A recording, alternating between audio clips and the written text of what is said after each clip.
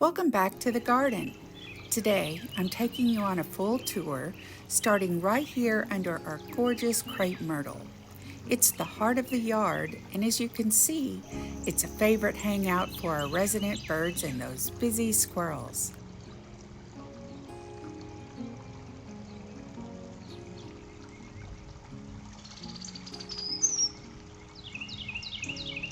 Let's see who else is visiting today.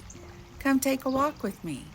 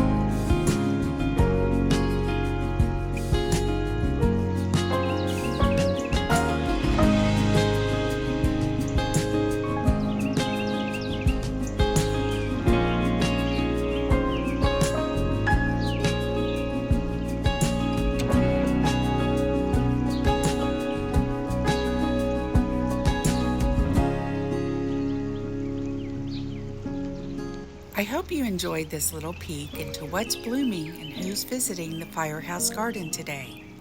Seeing the birds and squirrels enjoying this space as much as I do always makes my day. If you have a favorite spot in your own garden or a visitor you love to watch, tell me about it in the comments. Don't forget to like and subscribe for more garden updates. See you next time.